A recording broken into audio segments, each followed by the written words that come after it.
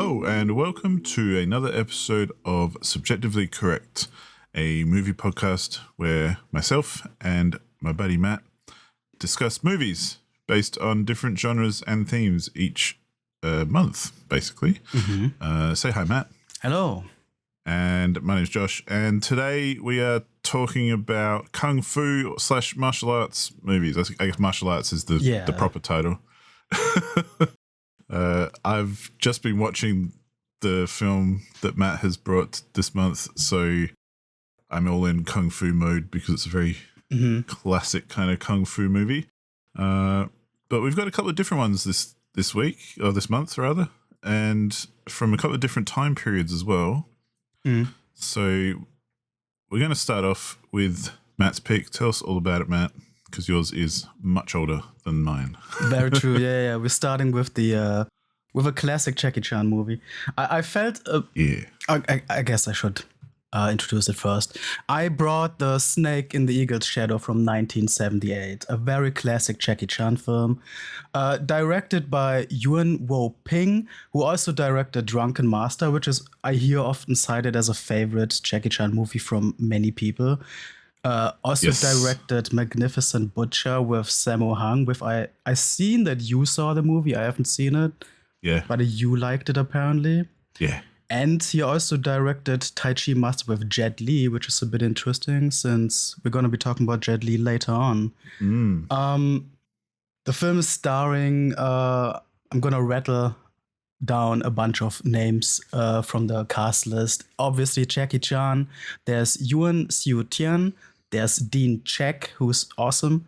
There's Huang Zhang-li, Tina Wong, Fung Ging Man. A random Westerner called Roy Horan, and a bunch of other people. The script is apparently written by like 5 people: Yuen Wo-ping, Chi Yuan-si, Hua An-si, Ng Si-yun, and Xiao Long. I'm sure you will all be familiar with each and every one of them. Although apparently a bunch of them have never written anything else. They don't have any other credits other than this movie, so I don't know. And if they are really movie people. Kind of weird that there's like 5 people who wrote it. So. Yes. Which is cool. Yeah. But for one, because I don't think the genre really needs much of a script or plot anyway. And the story of this movie isn't really that complex that it needs 5 people. Yeah. I was really wondering, but like, how was the script writing? How did that even look like with this movie? I wonder if maybe some of those people weren't even for the plot of the script, but just to fit in certain locations or something for the fights. Maybe that's where the credit came from for them. I kind of feel like maybe their writing, quote unquote, is like a bit of choreography as well. Maybe. Yeah. Because, I could see that, yeah. I can't imagine how 5 people wrote this script anyway. Yeah. But anyway, continue. Sorry. Yeah.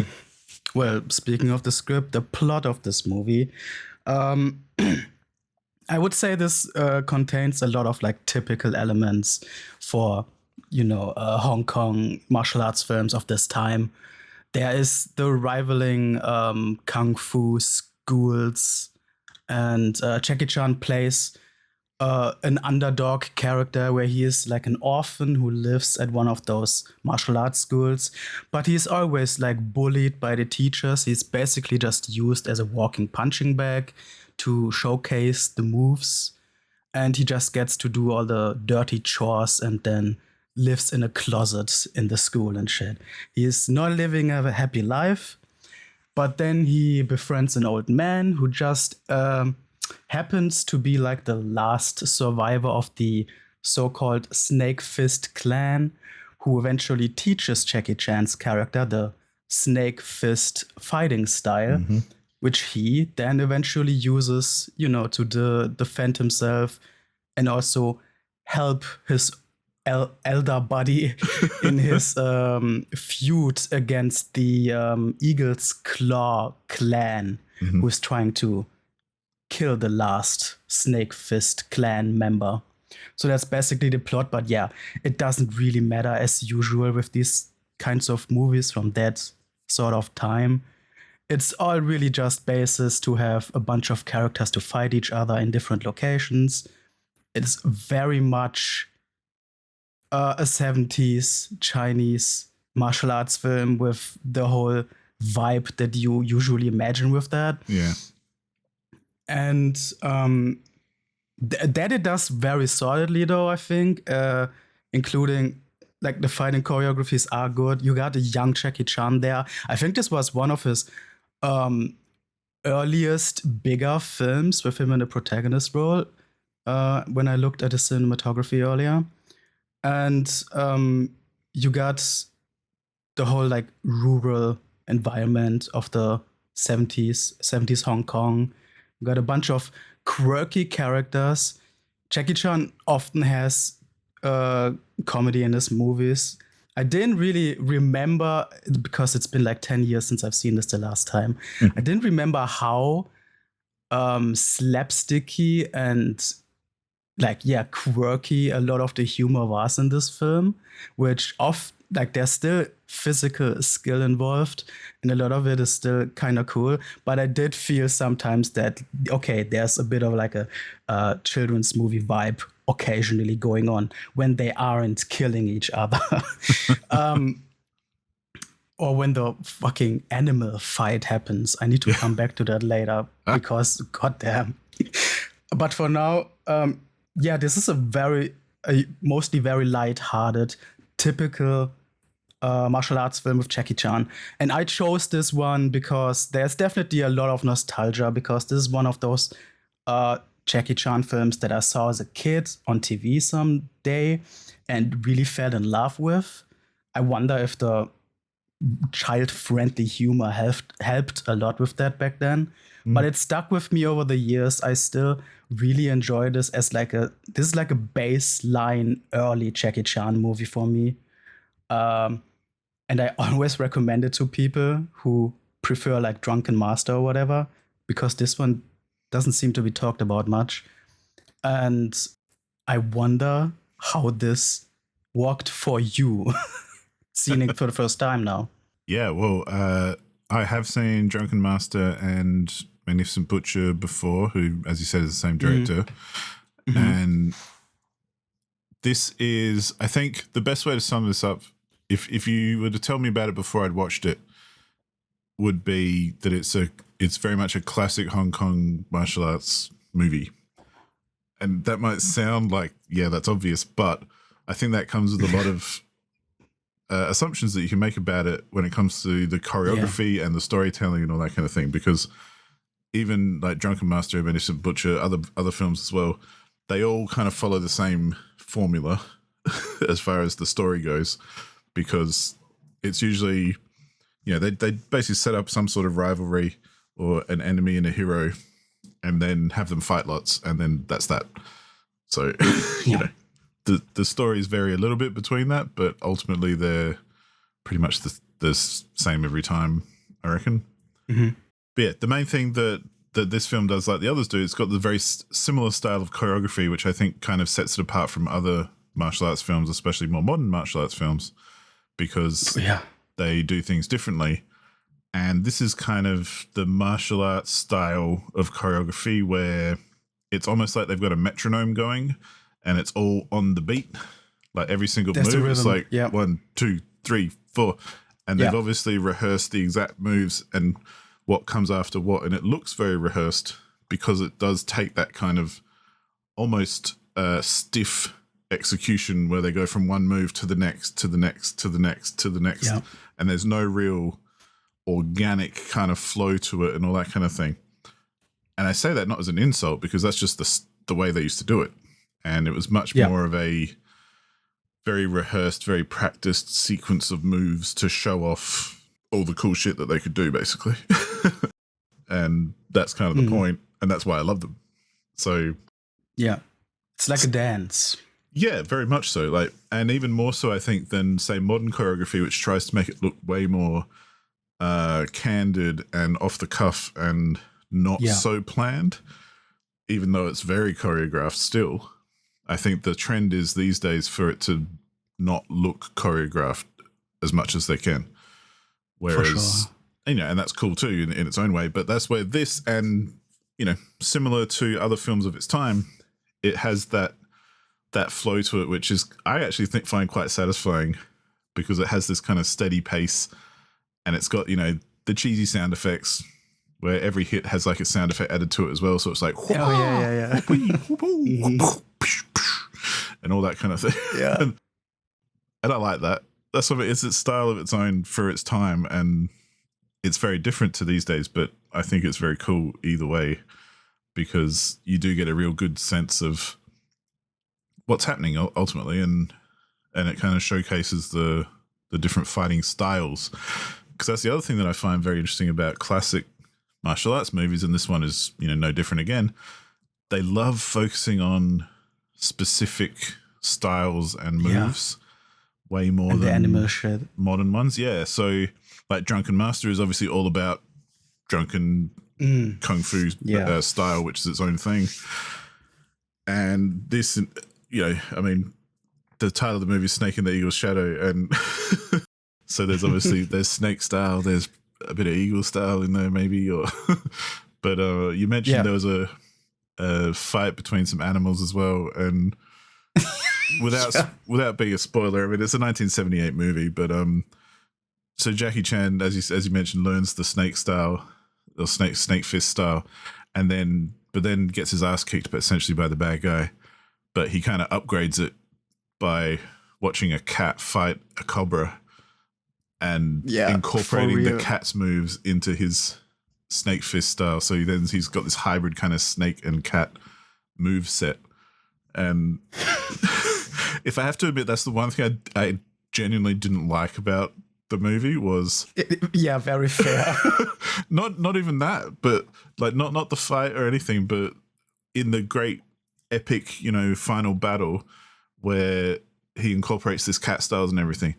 Every time he does like a cat move, it has this full-on cat growling sound effect, like "Rawr!" Okay, yeah. Which is I get it, it's very like of the time, but that's the only bit of the whole movie that I actually found genuinely annoying. The rest of it was great. I think that's one of the, I really realized that's probably one of the biggest reasons why I loved this as a kid, especially because this whole fighting like a specific animal, it has like this superhero vibe. This is your theme and this is your superpower. And then they translate this basically to this Jackie Chan movie. I love this shit. Yeah. Absolutely. But yeah, that I don't want to underplay it. I really want to mention this. The cat versus snake fight, like for real, a cat punching the shit out of a poor ass snake that probably got its teeth pulled out. It's like a real fight between these two animals. I'm pretty sure the blood in that scene isn't faked either, at least not all of it. Yeah. That was pretty rough. I did not remember that at all. It's fucked. Well, and that's the benefit of having just watched it as well, is so there's different, basically a bunch of shots stitched together of a cat ripping the crap out of a cobra. But one of the final shots is actually really interesting because obviously they're making a film, so they've got more than one snake because I noticed that. Yeah, there's like a shot at the end of the fight where there's the snake dying or whatever, but you can see in the corner there's like another snake head there, like watching on. Yep. Because obviously they had multiple snakes to shoot the thing, and probably multiple cats as well for that matter. But yeah, that's like old school filmmaking, man. They're like, well, let's just make this snake fight this cat and film it. There you go. Yeah. So yeah, it's a bit rough. Story-wise, I like the idea, but yeah, not really worth putting the actual animals in danger. Well, it's funny as well because as being like such an odd scene, it's actually one of the most relevant for the story, I think. Yeah. Because all the other scenes are just your typical kind of like, he gets bullied, so they have to have people bully him to kind of establish that. But he's actually quite talented, even though he's just cleaning the floors. But he's picking up all the stuff that they're teaching at the school anyway, and blah blah blah. But then the big genius kind of move that he does is by combining those two styles. So they have to have a reason why he's combining those two styles, and it's because he saw a cat kick the ass of a snake. So it's wild. It's funny, kind of. It's crazy. Yeah. But yeah, one of the fun things as well for me for this film was just noticing different actors who I know from other movies as well, because that's something else I like about martial arts movies is there's obviously a bunch of real life Overlap. martial artists who are in these films, where a lot of other films they're often pure actors who are just playing parts. Especially in Hong Kong cinema, they just get the masters first and then think about the acting second. Right. Yeah. I think that's something that maybe Jackie Chan kind of bridged a lot more, being so successful in Hong Kong, but then also in the West as well. As in, he kind of put in the effort to do the acting side as much as, well, to a high enough level that it complemented, obviously, his amazing skills as a martial artist. So I feel like, with later films that he did where he does a lot more acting as well, it kind of enhanced the genre a little bit. Because a lot of the people you see in these films are basically they're fighters, they're not actors, and that's cool because you want to see them do some cool shit. So at the end of the day, you want to see the masters on screen. You don't want to, see an actor trying to pretend like he's fighting. But speaking of performances, Dean Shek, I already made a comment about him earlier. Dean Shek played the main teacher that bullied. Bullied Jackie Chan with the strange mustache that's just on the side of the mouth. That guy. Dude, but his performance was awesome. Like genuinely on a performance level, he was just such a funny guy. He's such a great face.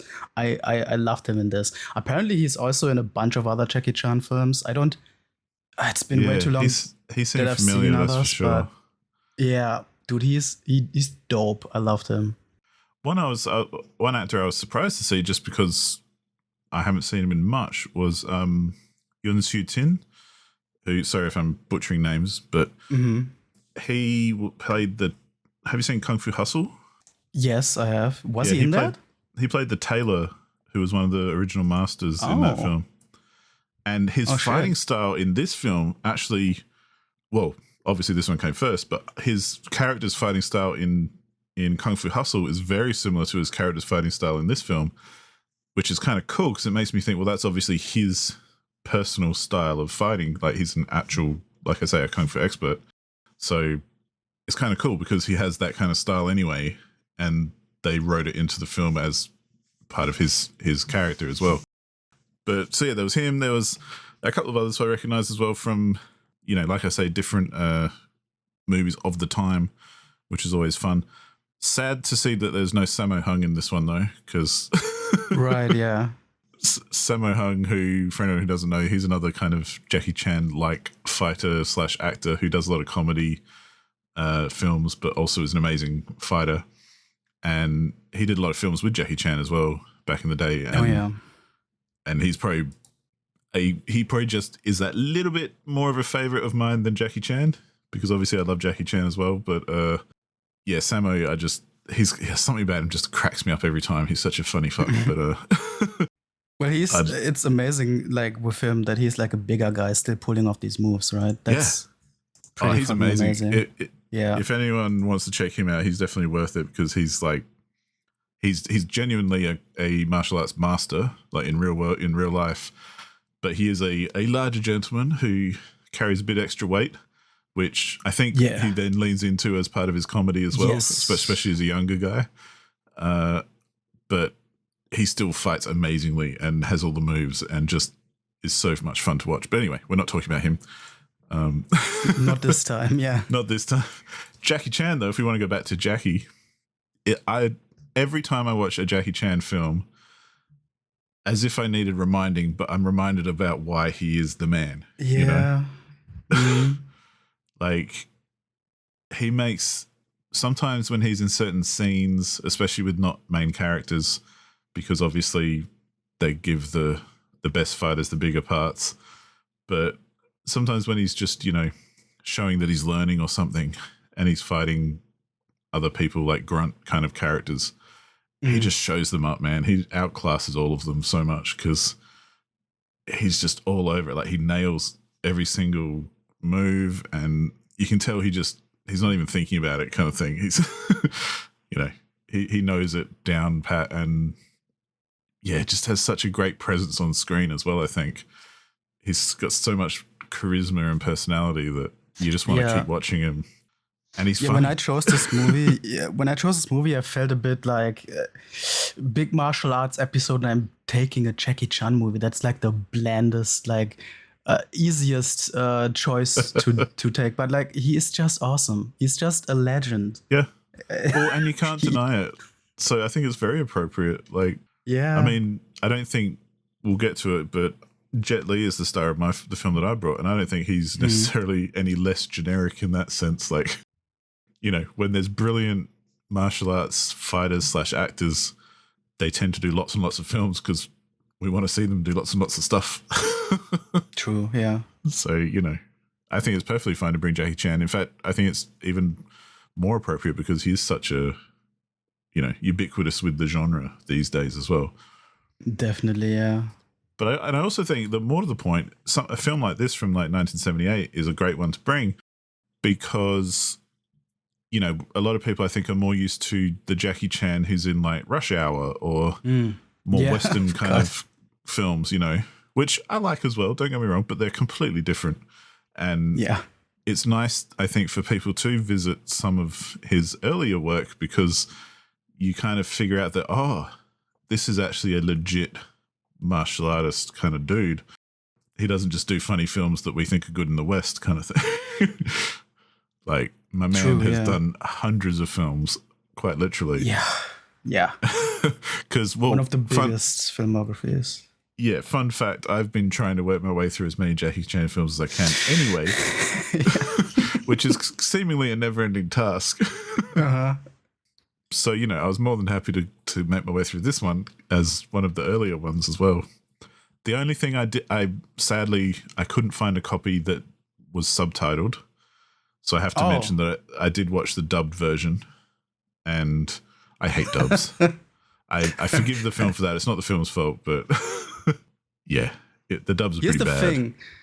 I did find a copy with original language sound, and I think actually this was the first time ever that I've seen this with in the original language, and I realized that I grew up with the German dub of this, which definitely put a lot more jokes in the text, which was an interesting change.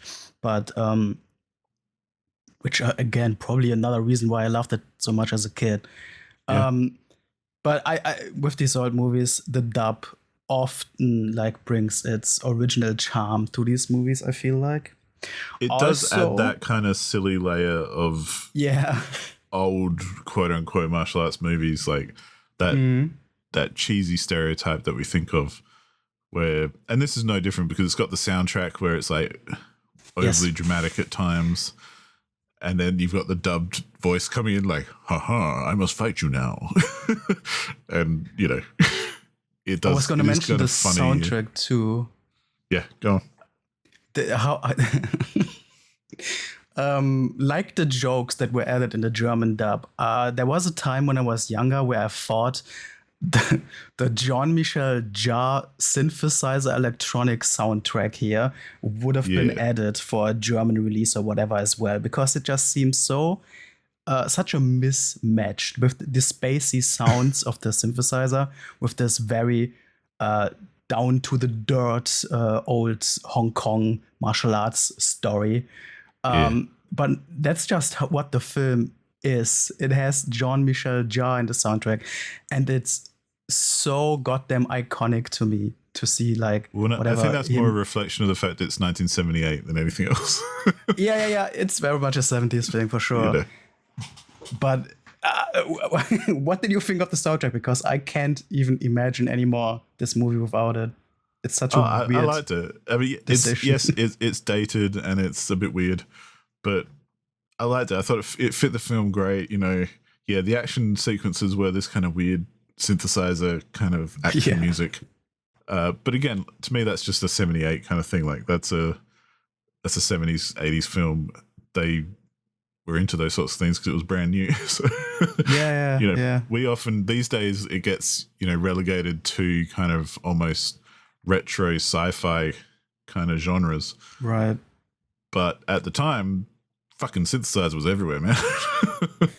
I guess so. I can't remember seeing it in other films of the time, of other Hong Kong martial arts films of the time. That's specifically there. But yeah. Well, and I'm not sure, to be honest. Like, I can't recall other soundtracks of the era to compare, really. One thing I do want to shout out, though, is some of the camera work in this movie. Yes. Especially during the fights, because I am kind of fussy when it comes to how fights are filmed. As in, I figure if you're going to make a film about people fighting, I want to see the fucking fights. Yeah. And I want there to be some good camera work, or I just want you to draw right back and show me the two people fighting and let me see everything. Yes. I hate these kind of close-up, fast-cut music video style fight editing that, people do these days. Preach. Classic example is like the Jason Bourne films. Like, I hate the fights in those films, even though I like those films, because they just don't show you anything. Like, it's close-ups that you can't make sense of because they cut every half second and you don't really know what's going on. Whereas one thing I like about classic Hong Kong films as well, they often will just take a wide shot and show you the two dudes fighting, and you can see everything they're doing because they just take a big wide shot and stick to that while the whole fight happens. However, in this film, they did some really cool stuff where there was some over-the-shoulder shots where, because a lot of Jackie Chan's moves were kind of very pointed strikes as well, where he's not doing sweeping swings with his arms and stuff. He's kind of doing jabs towards his opponent. And so often you'd get a shot from over the shoulder of his opponent and his moves would come towards the camera when he's doing them. Yeah. And it was just a really cool perspective that I thought worked really well for the style of fighting and, everything like that. And it was surprising as well because it was quite different to some other films that I've seen, even with the same director. So, yeah, for some reason, this film, he decided to try those things out, which I thought were very cool. Or had a different, camera guy or right, yeah, whatever it's, whoever's in whatever role to make those decisions. So I really like that because it kind of added another dynamic to the fights where typically I was expecting most of these kind of old films, you do just get that wide shot and nothing else. So, as much as I like that and I think it serves it well because you get to actually see the fights, it's nice to have this kind of other element where it makes it a bit more, ooh, that's exciting. Yeah. And, it's coming right at you kind of thing. In a good way. It really knew how to capture those at least three nut shots in the movie where somebody just punches the balls. I didn't can I shout out to the one white guy? Yes, Roy Horan. Hell yeah. playing the evil priest character. Wherever he came from, man. Man, I don't even know why he was in the film, to be honest. Right? But it's so strange. But I think, one of the things I love about foreign films as well is their perspective on the rest of the world and how they treat foreign characters to them. So, classics are like I'm thinking these days there's old school kind of semi-historical films like RRR from India and stuff where the English are the bad guys because they're the ones who colonized and basically fucked all the poor people in India. And but I love that kind of perspective because it is so different to our typical, often American perspective of the bad guys are always either some variant of East Asian or Northern European or something, or an Arab, basically. Well, so it's nice to see a different perspective, I think. It's interesting that you mentioned that because, I thought this was at first a light commentary on Christian missionaries coming to Asia and bothering the people with their religion, because he does run around as a priest and tells people about Jesus for a while. But spoiler alert, it eventually turns out it's just a disguise to find the old man. So he's probably not even a real priest. So there wasn't really any reason for him to be there. Yeah. It's so fucking weird. But they had a cool fight. He had a sword and shit. But it's interesting how, from I think, a Hong Kong /Chinese perspective, these writers have written him as, how is he an evil character? Because they've, these characters are shown, like the bad guys are shown every time they're on screen. You know that they're the bad guys because there's the music and they just act evil. There's no question about it. It's very blatant in that sense. And so this guy walking around is like this weird priest telling everyone about Jesus. And you kind of know he's not on the up and up. And then, of course, there's the reveal at the end, which is not a surprise to anyone. Yeah. And it's just, I always find those things really interesting because it's a different perspective that, I rarely encounter. And I love that about international films anyway, is just getting that different perspective. So, yeah. I mean, could probably go on forever, but yeah, ultimately, there's no question why this is a classic anyway. And I'm really happy to have finally gotten to watch it as well. So what would be your cold numerical rating then? That's where I do find it does make me think, because these films, I think overall, even though they're 100% classics, they are very dated. Yeah. And the pacing is all over the place, if I'm going to be critical. Mm-hmm. Because essentially this is what I mean by like there's 5 writers. It makes me wonder because the script is minimal for starters, and there's a few jokes and stuff which have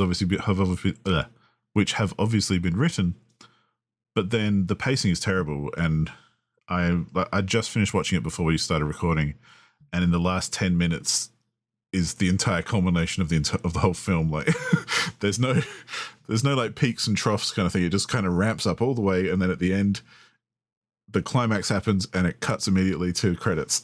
Yeah, basically. And you're like, okay, cool. And that's very much of the era and of the time and everything. But I say that as a reason to justify why I would give this 4 out of 5 stars. Yeah, that's fair. So 8 out of 10. And usually, like, to me, that's a very good rating. Yeah. But I feel like it almost shortchanges it a little because of how dated the film is. So typically I might have even given this more because that's how much I love these films and how much I love the choreography and everything. But I do feel it is held back a bit by stuff which is probably more age or related to its age than anything else, because like I say, there's some really cool editing, there's some really cool camera work, the fights are all, flawless, obviously. The one thing I will say, it's a bit, being earlier Jackie Chan, it's not as creative as some of his later work, where I think when he was a much bigger star and able to call the shots a lot more and all that kind of thing, and had his own stunt crew and everything, that's when he started getting really creative and, for sure, trying to change up these traditional forms of choreography and fights and that sort of stuff.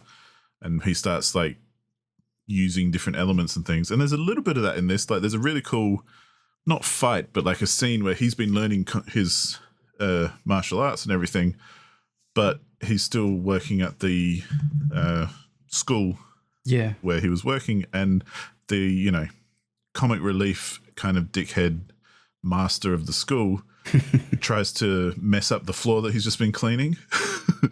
So he's like dancing around on the floor trying to he's put a whole lot of chalk onto his feet and he's trying to mess up the floor, but Jackie Chan's using all his moves to throw rags and stuff under his feet as he's moving around.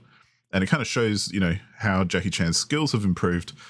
But to me, it kind of speaks to Jackie Chan's later career as well, where he starts doing more of that because it's more interesting and, using furniture and objects and things to kind of make the fight a little bit more, have a reason to be in the environment it's in for starters, but also be a bit more dynamic and a bit more interesting.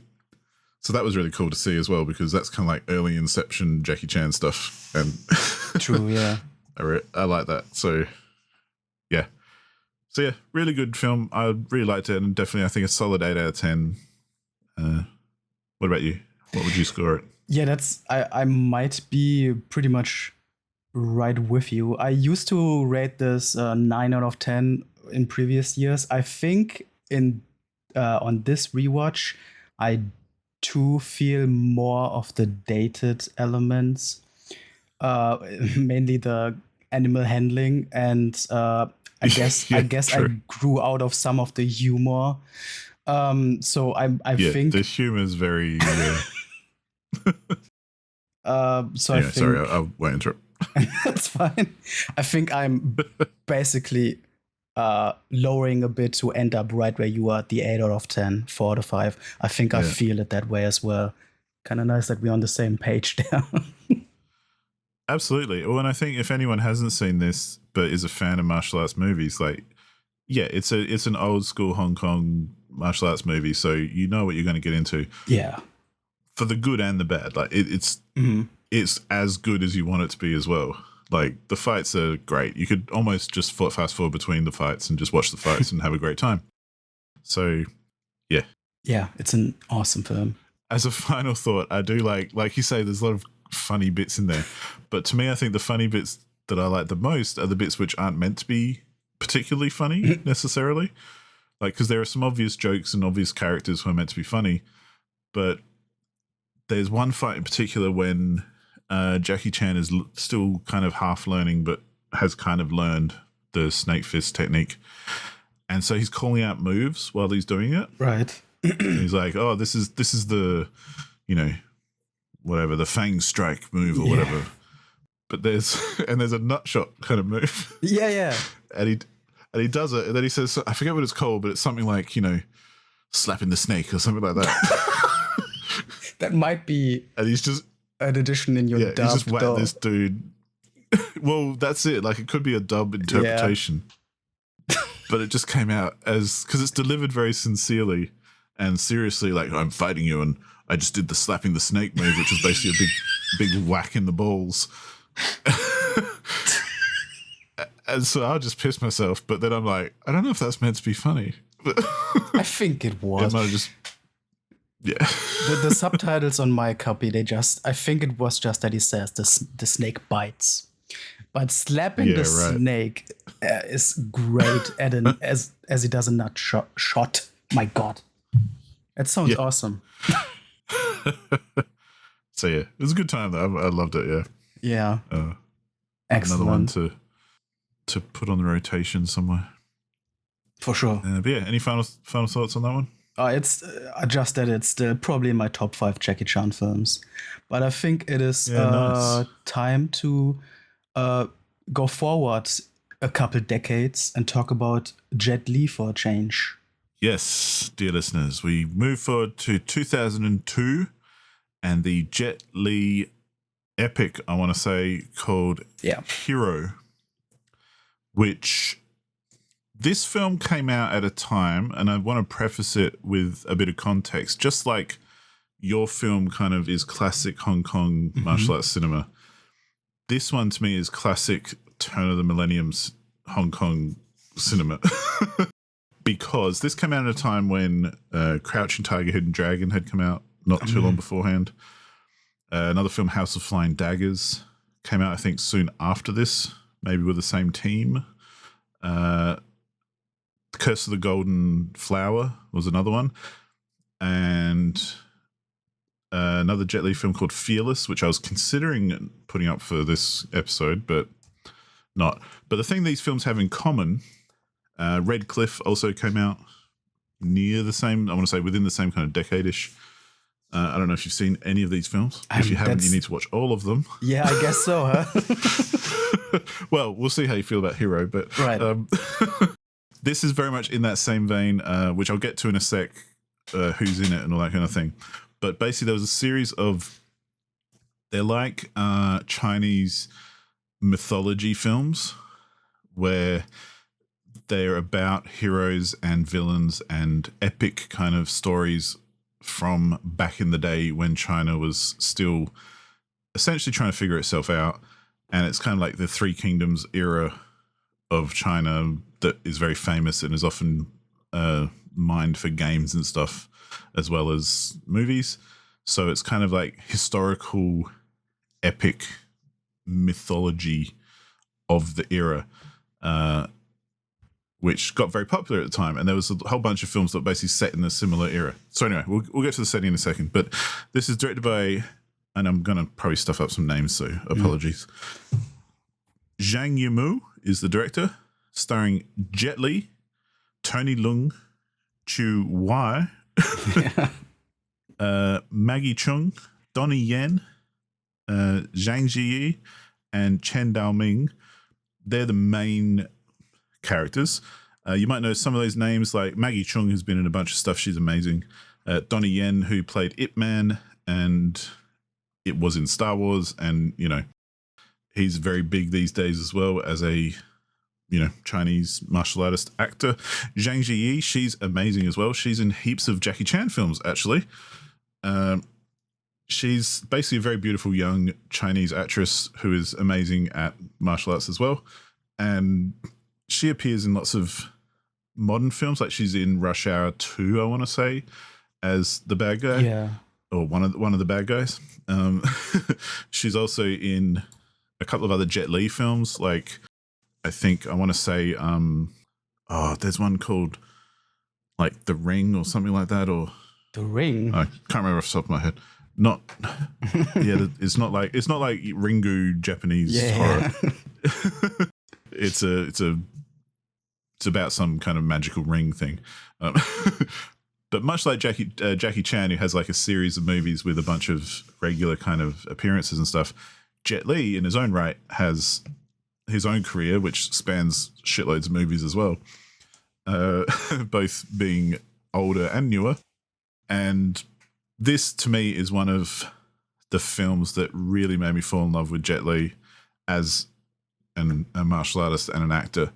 And one thing that the reason I give it context as well, because one thing that these films do that a lot of older, perhaps, martial arts films don't do, but newer ones perhaps lean into a lot more, is they're very focused on, I say mythology because there's a lot of stuff in there that is not realistic, where in a film like Jackie Chan's old films, you get the wide shot, you see the dudes fighting and performing their choreography very blatantly in front of you. These films use a lot of wire work, so they do a lot of unnatural movements and things that kind of look like they're almost cool, but you go, hang on, that's not realistic. I mean, there's some really unrealistic stuff in this, but there's a few where you're like, hang on, that could work, but nah. That seems too far-fetched, because these are meant to be like folklore, and you know, there's exaggeration in the telling of these stories and all that kind of thing. So to explain the plot to anyone who doesn't know, it's almost a very simple film because there's very few starring actors, although there's shitloads of people in this film because there's a bunch of extras. This is it's set during the Qin dynasty in China. I don't know why I went there, but anyway. And the emperor, who is basically trying to unite the lands, because China used to be very fractured into different, kind of like almost multiple countries in its own country, where many emperors had tried to unify the country by basically putting them under one banner and ruling the entire country almost like a dictator, essentially. And that's kind of what's behind this whole plot. And this guy shows up who is a nameless prefect from some small town in the country, who shows up to basically say, I have defeated your most feared assassins, and therefore I'm here to basically claim my reward. And there's like a standing thing where there's these three assassins who have tried to, at one point or another, kill the emperor. And Jet Li's character basically comes to the palace to see the emperor and say, I've killed them all. I've defeated them. I'm that good. I'm fucking cool. You know, and here's how. And then the film kind of plays out through storytelling, which I find really interesting, because Jet Li's character then tells you the story of how he found and defeated these three characters. So the three characters are Donnie Yen's character, who's called Sky, and then Tony Leung Chiu Wai, who's Broken Sword, and Maggie Chung, who's Flying Snow. They've got cool names. Yeah. And these are like the top assassins of the land, like super duper superhero kind of status people. as in no one can defeat them. They're just so amazing. But this guy has. And so the story plays out where he tells the story of how he met these fighters, fought them and defeated them, and then, came to tell the Emperor. But that's about half the film, because then the film does that good old thing where it retells the same story a number of times, but from different perspectives. And, things maybe aren't as they seem. And there's a bit of a few revelations along the way, which I may or may not spoil. See how we go. But, but yeah, the Emperor, and it's about the Emperor and Jet Li basically trying to both figure out or kind of like the Emperor's trying to determine what Jet Li's character's motivation is and whether he's telling the truth or not. And Jet Li is obviously trying to, have an audience with the Emperor, and essentially, he's got ulterior motives as well for being there. That's the gist of it anyway. But I could talk forever about this film because I love it so much. But I would love to hear what you thought, Matt, as a first-time viewer. Yeah, I think this is very much one of those films, like in the genre of martial arts, that I almost never touch. This whole historically tinged mythical stuff. For one, because I have zero idea about Asian or specifically Chinese history, and my brain just gets scrambled with all that stuff very easily, unfortunately. And also because when I see stuff like this, I always kind of imagine or expect more like grand army battles or something. And I feel like that doesn't leave much room for real focus on martial arts, which isn't true necessarily, but that's like my stupid assumption, and I guess that kind of puts me off at first. But hey, that's one of the reasons why I'm glad we're doing this, and you basically made me watch this because I was proven wrong. This has a lot of great focus on individual martial arts fights with cool characters doing cool moves, and the whole I was a huge fan of the whole the mythical thing, it not being realistic. The way that it was set up with those two characters talking and basically going through different versions of this story, basically just like how legends in real life are told to each other and change over time. I like this sort of stuff. It also had a bit of a Kurosawa's Rashomon style, which was, I don't know if you've seen that, which is also about people I've seen telling bits and pieces, but yeah, not enough. Which is also about people telling the same story from different perspectives, different versions. It gave me a bit of that vibe. And it gave, because it was everything that you see is basically what these characters tell each other. It's a perfect setup for these unrealistic wire walk fights that you mentioned. It has this perfect excuse for that, to just full on go in with the most stylistic presentation that you could imagine. The focus on style in this was crazy. Like that worked for me like so well. The strong choices of color, just grandiose locations, and there were still armies with lots of arrows flying around and action, but it's all so presented in such an artistic way. The overused saying of every frame a painting kind of applies here, because the focus is just so hard on the visuals that it pretty much works. I love that stuff. And the performances by the, like you said, rather small group of main characters were all great. I think we talked off air about Tony Leung Chiu-wai before, who plays Broken Sword in this film, because I almost picked a Jackie Chan movie where he is a supporting character. Where I liked him. Yeah. The movie that I knew him from, he plays more of a comedic relief thing. So it was actually really cool to see him here in a really just, awesome, stoic calligraphy master with obviously the martial arts skills as well. Just cool shit. This whole movie is just cool shit. I don't even know how else to describe it. I'm really glad you made me watch this. Yeah, well, this, like I say, there's I'm so glad you picked up on that kind of storytelling aspect of it, because Yeah. you know, the movie itself is telling you a story about two people telling stories to each other. So, and it already, because it retells the story so many times and things change each time, because basically Emperor and Jet Li's character, Nameless, as he's listed in the film. So between Nameless and the Emperor, they're having like their own little cat and mouse kind of duel, for want of a better word, of wits, where they're telling each other stories, because then, you know, Jet Li tells his story, but then the Emperor goes, but I know you're not telling 100% the truth, because I know these people, I know these assassins, and what you're saying is not how it would have gone down. So I'm going to tell you what I think happened. And then, so you see that, and then Jet Li says, yes, you're very wise, but, you know, this is what actually happened then. I'll tell you the truth. And, you know, so on and so forth.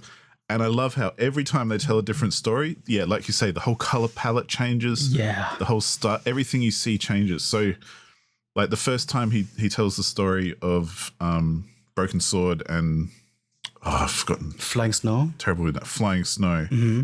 It's all because the color palette changes most with them, because that's like the bulk of the story that gets retold. It starts off with a very red palette, because he's telling about, you know, jealous lovers, because they're kind of together but they've got issues and blah blah blah. But then it gets retold and everything's blue or everything's white, and then everything's like, or when in the first version when it's all red, but Flying Snow fights Moon, who is Broken Sword's kind of assistant, who's Zhang Ziyi. It goes kind of all yellow and autumnal kind of, and there's leaves everywhere and stuff. It was a favorite of mine, yeah. Oh man, it's I can't express how much I love the style and the artistry of this film. And to mention the soundtrack as well, which I think is just beautiful and amazing, and just kind of punctuates everything so perfectly. Even down to one of the very first fights, which is between Nameless and Snow, who's Donnie Yen's character, who they have this bit in the film, which I think is a really great way of telling the story too, where as two great fighters, they face each other. So they have a fight in their minds. Oh, I think before you mean physically. You mean Sky, not Snow. Other. Sky, sorry, not Snow. Yeah. this is why I get the names mixed up. Yeah. But so Sky, who has a silver spear as his weapon, he shows that he's amazing because first of all, some like cops basically rock up to arrest him, and he like kicks their ass without even trying. And then Jet Li's character Nameless rocks up, and there's an old man playing like a traditional Chinese stringed instrument, and so that music is kind of dictating the pace of the fight and the crescendo of the fight as well.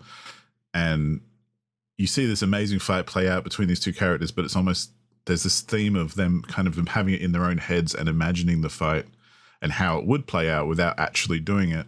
Yeah. Because they're such amazing fighters. And then when they get to the climax, they kind of actually fight each other, but it's a case of like one or two moves and it's over. And it's just amazing. This film is like one of the most beautiful films I think that ever has been made. And visually it's crazy. The hyperbole is real. True. God, yeah. But that's why I'm glad you picked up on like the folklore stuff as well, because especially towards the end, or maybe not towards the end, but towards the end of one of the stories, where Jet Li fights Broken Sword on this big lake, and it gets super magical because they're like running over the top of the water, or they jump in the air and kind of fall down towards the lake, but to stop themselves falling into the water, they kind of poke it with their sword, which makes them propel back in the other direction. And, obviously we know physics, that doesn't work. But but the implication is that these guys are so superhumanly talented and such legends that they could pull off these moves, because it kind of half makes sense if you think about it. Well, or it's just the traditional, embellishments of storytelling that is represented here visually. That's where I took it from, which is why it's such a perfect setup for this stuff. I don't vibe with wire work stuff necessarily myself, but yeah, when it's like packaged this way, it's just perfect. There's no complaints. It's so cool. And an interesting thing, which I'd like to hear your opinion on as well, of this film compared to, say, the Jackie Chan film. Yeah. Where the Jackie Chan film was very much fist fighting, whereas this one is very much weapon fighting. Like most of them have swords or spears or, some sort of weapon that they're fighting with as well. There's very little fist fighting, if any, actually, from what I remember. Yeah. And what's your opinion on that sort of thing as well, though? I think personal taste, I prefer the fist fights and then hope for Jackie Chan's sort of unusual inventive stuff where they fight with things that are not made for fighting. Usually I'm more in that realm than actual weapon fights, but it's also cool to have them have an assortment of different weapons. And they also, aside from the fights, were just great symbols for his journey through those three assassins to get to the emperor, because they were basically proof that he beat them when they sat together. It worked that way as well for me. Yeah. Well, and special shout out to Chen Dao-ming, who plays the emperor, and I love him, the way he delivers his character as this kind of because part of the film, part of the storytelling is about how he's seen as this tyrant kind of emperor because he's essentially forcing all of China to be under one rule. But then the story is about, and hence, this is why people try to assassinate him and stuff, because he's basically trying to run the whole country. But I think the nice thing about the story is it doesn't necessarily, obviously it falls on one side or the other because of the plot, but it kind of then raises questions about, well, that's not necessarily 100% bad thing. Like, there are good things that could have come from this. And the unification of China was actually a big deal throughout history because it did change hands a lot. And much like the Soviet Union or something, like it broke and then reassembled and then broke and then reassembled kind of thing, like many times. So, yeah, it's really interesting, I think, there's a lot of kind of philosophical discussion about that sort of stuff as well, about from all the characters for that matter, about the ups and downs of that side of things. And personally, I like that kind of stuff. I like the whole political intrigue side of the film in that sense, even though it's a minor kind of vehicle for the plot. Really, I like it being there.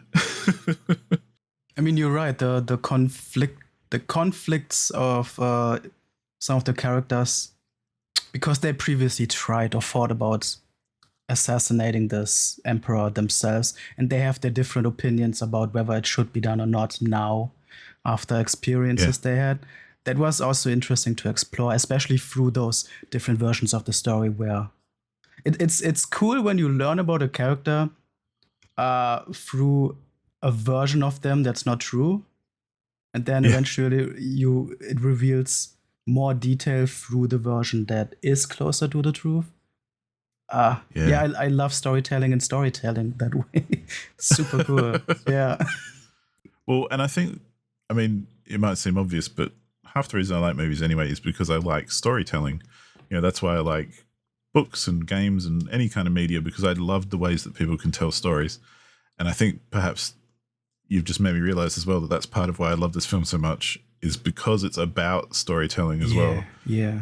Itself, and it has a bit of a meta kind of view on it in that way. But I love some of the camera work as well. Like, I don't know if you remember, but there's a shot in the first telling of Snow and Broken Sword's story, the red one, where, because they're living in this calligraphy school, for listeners who don't know, and so they're in this kind of relatively small building, which is divided in very traditional architecture kind of styles, with lots of paneling and sliding doors and this kind of stuff. Yeah. And there's a bit where Snow kind of betrays Broken Sword.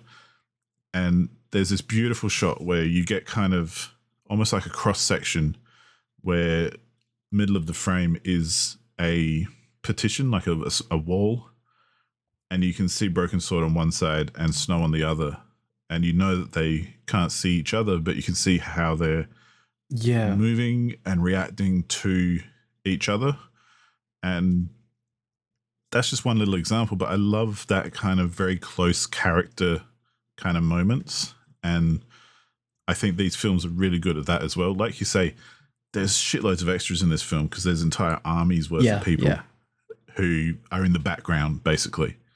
But while that's happening, it's very much a film about specific, very interesting, I think, characters. And they delve into it deep enough to actually paint a really interesting portrait of each one and set them apart from the world that they're in, kind of thing.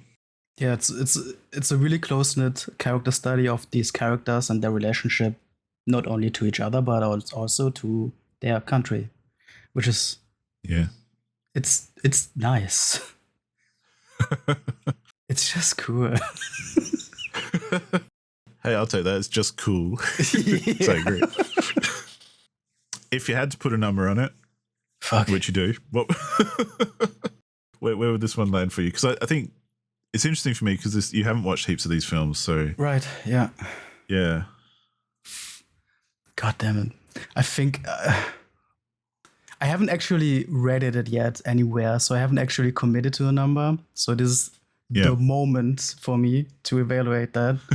I mean, here's the thing: I loved a lot of the elements from the storytelling and the, like I said, visual style. The focus on the visual style is so strong that I will probably think about it, or like it is memorable as fuck. I will probably remember this for a long time.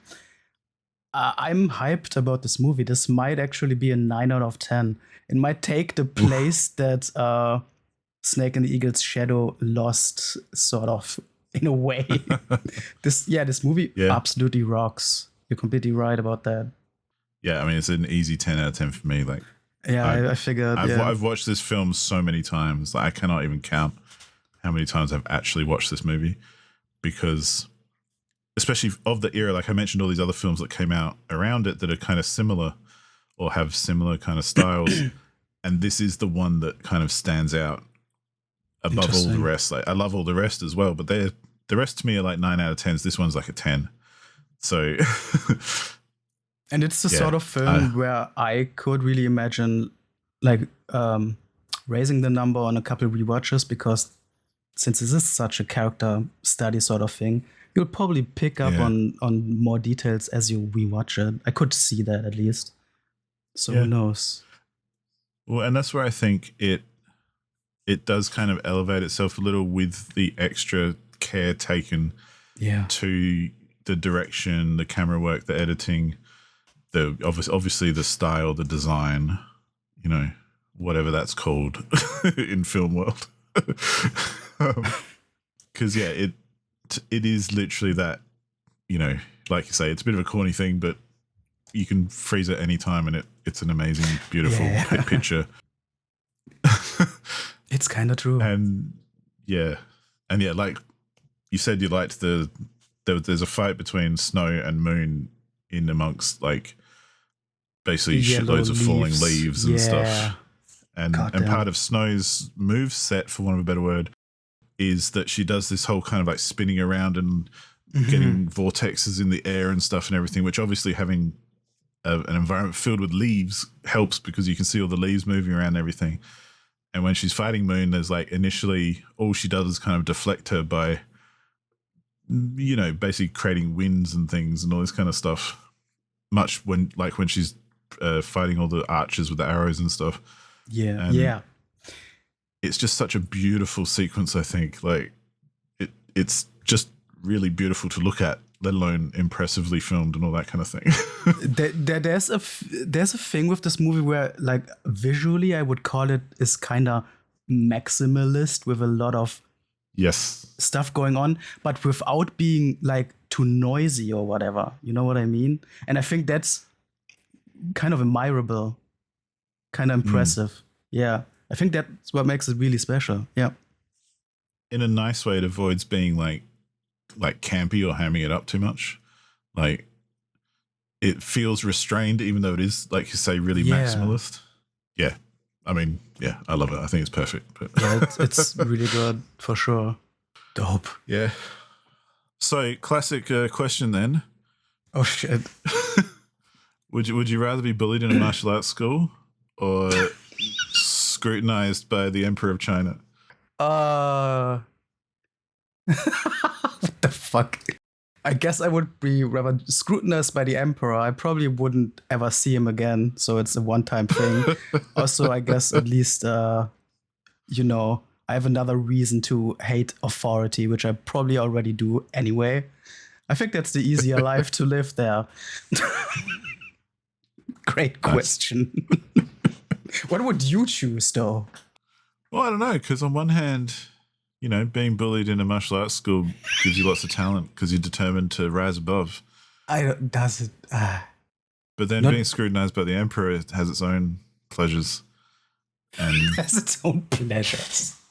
I too have issues with authority, so yeah, I might choose the same one actually. And fuck me, like, yeah, Chen Daoming's performance as the Emperor, to me, is like one of the standouts because it's a much subtler performance than the rest of the characters.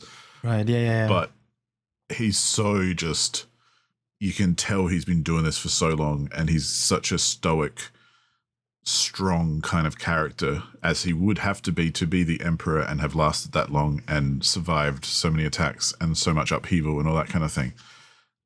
And yeah, True, he plays it so convincingly, I think. So I'd rather be in his presence ultimately.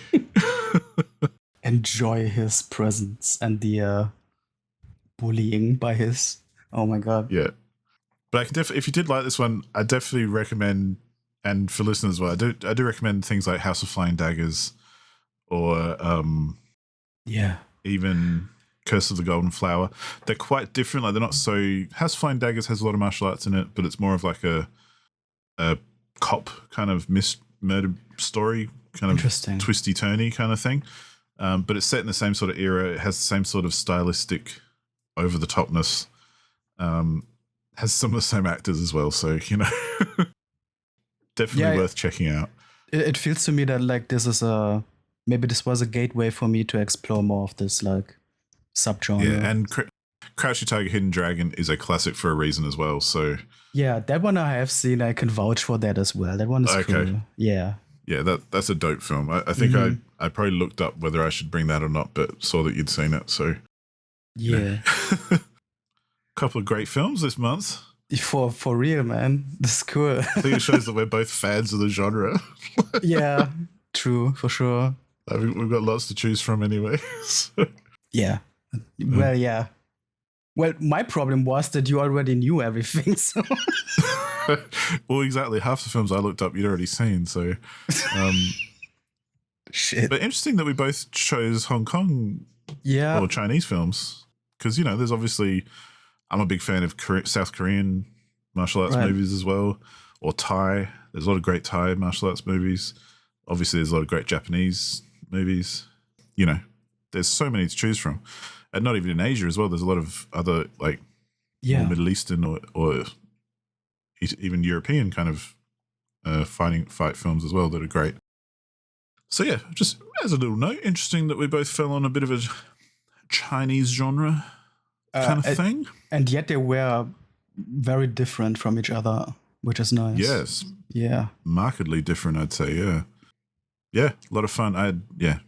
As a fan, I had a lot of fun rewatching Hero and watching Snake and the Eagle's Shadow for the first time. They were both a blast for me too, yeah. Cool. Well, let's wrap things up, and are you ready to spin the wheel? Find out what amazing genre we're going to do next time? I'm not ready to spin the wheel yet because we actually have a comment and I would like to read it. This was actually provided to us via Spotify's comment system. The first time somebody actually put something in there. So Jackie Boy 2 said, this addressed at me, I'm sadly to say. He said, no. Hey, Matt, I didn't know you had a podcast. And I just have to say, yeah, that's true. I have one. But don't tell any person. I don't want to be embarrassed by other people. It's a secret, Jackie. Don't tell anybody. Thanks for your comments. Hell yeah. Great comment. Right. Best comment. It's the greatest comment. I'm going to spin the wheel to see what the heck we're going to be talking about next episode. Yeah, and let's do it. It seems like fate is choosing. It almost landed on musicals. I was happy for a second there, but the real subject is remakes. So oh dear. Do we have to? I mean, we're both busy, so probably not. But it would have been interesting to watch remake and original both. But I guess that's too much to talk about anyway. That would be really good. I'd be down for that. I mean, I watch movies anyway. We can try that. We can try, but no if promises. If we have the time, I think that would be fun. Yeah. Yeah, but remakes, yeah. Remakes. Well, we already seen The Thing, so I can't choose that again. That's the best remake of all time. I haven't seen the remake of that remake. Well, that's a like, there was a newer one, wasn't there? Yeah, it's not a true remake. It's not the same. No, it's more like a prequel, actually. Oh, that sucks. Okay. Yeah, that doesn't count then. That wouldn't have been my first choice anyway. I mean, I'm going to watch it. I'm going to watch it anyway, but yeah. Yeah, it's fine. It's fine. Because you've made me a Thing fan, dude. So, I don't think that's hard to do. The Thing just fucking rules. It's so cool. Yeah. Totally. But yeah, remakes then, huh? Interesting. I have to put my thinking cap on that for that one. Nothing immediately jumps out at me. Yeah, not to me either. I know there's so many things which are technically remakes that you don't really know, but for me, I think this would have to be something that I probably do know the original. Like you know how most of Hollywood is usually a remake of a European film or something like that. Yeah, like how I don't know if you've seen like 12 Monkeys. Like that was famously a French film before it was made into a I did not Brad know Pitt that film. actually. Yeah, there's a bunch like that where basically Hollywood just steals everyone else's ideas. So it's probably not hard to find a remake in that sense. You have seen the American The Ring movie, right? The horror film? Yes. Yeah, I actually haven't seen the original. I like both of them a ton. They're both cool for their own right. But I guess we can't talk about it. No. Well, we talk about it very briefly here. I'm not big on horror. So oh, right. Yeah. I keep I watched the forgetting American one and then went, you know what? The Japanese one's probably much gnarlier, so I'm not going to watch that. I don't actually think so. The original is much quieter, slower. I think the American one is trying way more to shock you. Oh, okay. So maybe you'll I liked it. I thought time. It was a good film. Yeah. Yeah. But anyway, I'm probably not going to rush out to see it because yeah, it's fair. You know, horror films and me don't mix very well. Yeah. Oh, well, something to think about between now and then. But yeah. Thank you very much, everybody, for listening. As always, if you wish to leave a comment, such as like Jackie did, Jackie Boy too, giving Matt some shit and surprise at his podcast abilities. Mm-hmm. Please do anywhere you like. One of us will probably find it. Like I don't really focus on Spotify, so I didn't notice that one. But you know, if you want to pop it elsewhere, then I might notice it as well. But yeah, I think that'll wrap us up for today. What do you reckon? Yeah, I think this was a good one. Mm-hmm. Thanks again for listening, and we'll see you on the next one. Goodbye.